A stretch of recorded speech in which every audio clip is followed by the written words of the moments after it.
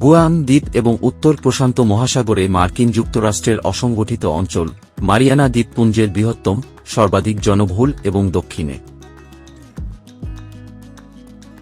এটি San Francisco থেকে প্রায় 5,800 মাইল 9,300 কিমি পশ্চিমে এবং ম্যানিলার পূর্বে 1,600 মাইল 2,600 কিমি দূরে অবস্থিত।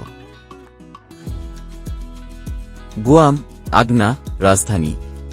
প্রধান বসতি হল দ্বীপের উত্তর-মধ্য অংশে দেদেডো, উত্তরে মাচানাও এবং পশ্চিম উপকূলে আপটগান। মানুষ নেটিভ গুয়ামানিয়ানরা, জাতিগতভাবে চামোরোস নামে পরিচিত, মূলত মালজো ইন্দোনেশিয়ান বংশোদ্ভূত স্প্যানিশ, ফিলিপিনো, মেক্সিকান এবং অন্যান্য ইউরোপীয় ও এশিয়ান পূর্বপুরুষদের যথেষ্ট মিশ্রণের সাথে। চামোরোস এবং অন্যান্য মাইক্রোনেশিয়ানরা প্রায় অর্ধেক জনসংখ্যা গঠন করে। অর্থনীতি। গুয়ামের একটি গুরুত্বপূর্ণ মার্কিন সামরিক ঘাঁটিতে বিকাশ দ্বিতীয় বিশ্বযুদ্ধের পরে দ্বীপের কৃষি নিদর্শনগুলিতে গভীর পরিবর্তন এনেছিল। খাদ্যসামগ্রী স্থানীয় চাষের খরচে ক্রমবর্ধমান পরিমাণে আমদানি করা হয়েছিল এবং গুয়াম এখন তার বেশিরভাগ খাদ্য আমদানি করে। মার্কিন সশস্ত্র বাহিনী গুয়ামের একাধিক সামরিক স্থাপনায় প্রতিনিধিত্ব করে। সরকার ও সমাজ।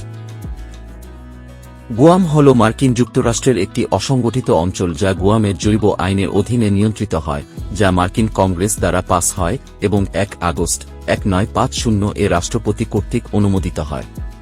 জৈব আইনটি সমস্ত চামোরোসকে মার্কিন নাগরিক করে তোলে।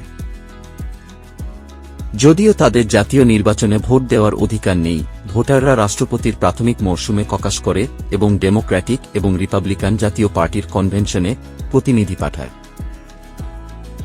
গুয়াম, অন্যান্য মারিয়ানা দ্বীপপুঞ্জের মতো, ইন্দোনেশিয়ান ফিলিপিনো জনগণের দ্বারা খ্রিস্টপূর্ব দ্বিতীয় সহস্রাব্দের দ্বিতীয় চতুর্থাংশে বসতি স্থাপন করা হয়েছিল।